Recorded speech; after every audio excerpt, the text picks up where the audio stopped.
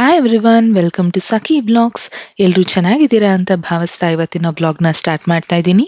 ಇವತ್ತಿನ ಬ್ಲಾಗಲ್ಲಿ ನಾನು ಟೇಸ್ಟಿಯಾಗಿರುವಂತಹ chicken gravy ಹೇಗೆ ಮಾಡೋದು ಅನ್ನೋದನ್ನ ತೋರಿಸ್ಕೊಡ್ತೀನಿ. ಈ ವಿಡಿಯೋನ ಎಲ್ಲೂ ಸಹ ಸ್ಕಿಪ್ ಮಾಡದೆ ಪೂರ್ತಿಯಾಗಿ ನೋಡಿ, ಹಾಗೆ ಸಖಿ ಬ್ಲಾಗ್ಸ್ನ ಸಬ್ಸ್ಕ್ರೈಬ್ ಮಾಡಿ.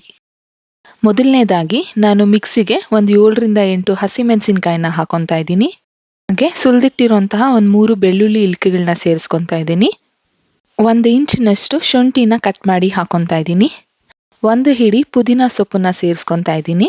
ಮತ್ತೆ 1 ಹಿಡಿ ಆಗೋಷ್ಟು ಕೊತ್ತಂಬರಿ ಸೊಪ್ಪನ್ನು ಕೂಡ ಸೇರಿಸ್ಕೊಂಡು ರುಬ್ಕೋಬೇಕಾಗತ್ತೆ.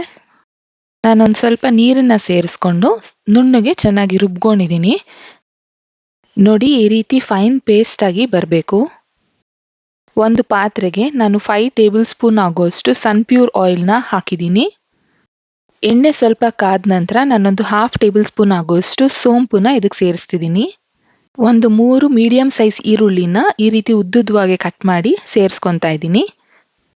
ಈರುಳ್ಳಿ ಎಲ್ಲ ಸ್ವಲ್ಪ ಚೆನ್ನಾಗಿ ಎಣ್ಣೆನಲ್ಲಿ ರೋಸ್ಟ್ ಆಗಬೇಕು. ಈರುಳ್ಳಿ ಸ್ವಲ್ಪ ಚೆನ್ನಾಗಿ ಬೆಂದ ಮೇಲೆ ನಾನು ಒಂದು 2 ಟೊಮ್ಯಾಟೋನ ಈ ರೀತಿ ಕಟ್ ಮಾಡಿ ಸೇರಿಸ್ಕೊತಾ ಇದ್ದೀನಿ.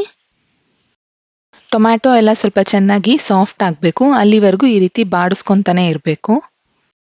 ಈಗ ಕ್ಲೀನ್ ಮಾಡಿಟ್ಟಿರುವಂತಹ ಚಿಕನ್ನ ನಾನು ಸೇರಿಸ್ಕೊತಾ ಇದ್ದೀನಿ. ನಾನು ಚಿಕನ್ಗೆ ಅರಿಶಿನ ಹಾಕಿ ತೊಳೆದಿಟ್ಟಿದ್ದೀನಿ, ಯಾಕಂದರೆ ಅದರದ್ದು ಸ್ಮೆಲ್ ಎಲ್ಲ ಹೋಗಬೇಕು. ನಾನು 1 kg ಚಿಕನ್ಗಾಗೋ ಕ್ವಾಂಟಿಟಿನಲ್ಲಿ ಮಾಡ್ತಾ ಇದ್ದೀನಿ. ಚಿಕನ್ ಅರ್ಧ ಕುಕ್ ಆಗೋ ಹಾಗೆ ಫಸ್ಟೇ ಚೆನ್ನಾಗಿ ಹುರ್ಕೋಬೇಕು. ಈಗ 1 ಟೇಬಲ್ ಸ್ಪೂನ್ ಆಗುವಷ್ಟು ಉಪ್ಪನ್ನ ಸೇರಿಸ್ಕೊತಾ ಇದ್ದೀನಿ. ಉಪ್ಪು ಹಾಕಿ ಹುರಿಯೋದ್ರಿಂದ ಚಿಕನ್ನಲ್ಲಿರೋ ನೀರೆಲ್ಲ ಚೆನ್ನಾಗಿ ಬಿಟ್ಕೊಳ್ಳುತ್ತೆ. ಈಗ ಒಂದು ಲಿಡ್ ಕ್ಲೋಸ್ ಮಾಡಿ ಒಂದು 5ರಿಂದ 7 ನಿಮಿಷಗಳ ಕಾಲ ಚಿಕನ್ನ ಚೆನ್ನಾಗಿ ಬೇಯಿಸ್ಕೊಳ್ಳೋಣ.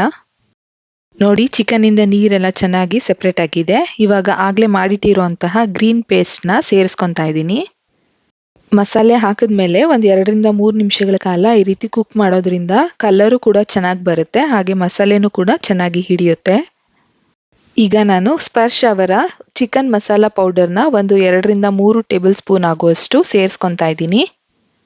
ಮಸಾಲೆ ಎಲ್ಲ ಸ್ವಲ್ಪ ಚೆನ್ನಾಗಿ ಹೊಂದ್ಕೊಳ್ಳೋ ಹಾಗೆ ಮಿಕ್ಸ್ ಮಾಡ್ಕೊಳ್ಳೋಣ. ನೀವು ಉಪ್ಪು ಖಾರ ಬೇಕಿದ್ರೆ ಚೆಕ್ ಮಾಡಿಕೊಂಡು ಹಾಕೊಳ್ಬೋದು. ಒಂದು 1/2 ಟೇಬಲ್ ಸ್ಪೂನ್ ಆಗುವಷ್ಟು ಪೆಪ್ಪರ್ ಪೌಡರ್ನ ನಾನು ಸೇರಿಸ್ಕೊತಾ ಇದ್ದೀನಿ. ಲಾಸ್ಟಲ್ಲಿ ಒಂದು ಸ್ವಲ್ಪ ಕಸ್ತೂರಿ ಮೇಥಿನ ಹಾಕೊತಾ ಇದ್ದೀನಿ. ಜೊತೆಯಲ್ಲಿ ಒಂದು ಅರ್ಧ ಓಳ್ನಷ್ಟು ನಿಂಬೆ ಹಣ್ಣಿನ ರಸನ ಸೇರಿಸ್ಕೊಂಡ್ರೆ ಆಯಿತು. ಪರ್ಫೆಕ್ಟ್ ಆಗಿರೋಂತಹ ಚಿಕನ್ ಗ್ರೇವಿ ರೆಡಿ ಆಗುತ್ತೆ. ನೋಡಿ, ಚಿಕನ್ ಎಲ್ಲ ತುಂಬ ಚೆನ್ನಾಗಿ ಕುಕ್ ಆಗಿದೆ. ಈ ಗ್ರೇವಿನ ನೀವು ಚಪಾತಿ ಜೊತೆನಲ್ಲಾದರೂ ತಿನ್ಬೋದು, ಅಥವಾ ಪರೋಟ, ದೋಸೆ ಈ ಥರ ಯಾವುದೇ ಕಾಂಬಿನೇಷನ್ ಆಗಿ ತಿಂದ್ರೂ ತುಂಬಾ ಚೆನ್ನಾಗಿರುತ್ತೆ. ಸ್ವಲ್ಪ ಕೊತ್ತಂಬರಿ ಸೊಪ್ಪನ್ನ ಹಾಕಿ ಗಾರ್ನಿಷ್ ಮಾಡಿದ್ರೆ ಆಯಿತು. ಪರ್ಫೆಕ್ಟ್ ಆಗಿರುವಂತಹ ಚಿಕನ್ ಗ್ರೇವಿ ರೆಡಿ ಆಗುತ್ತೆ.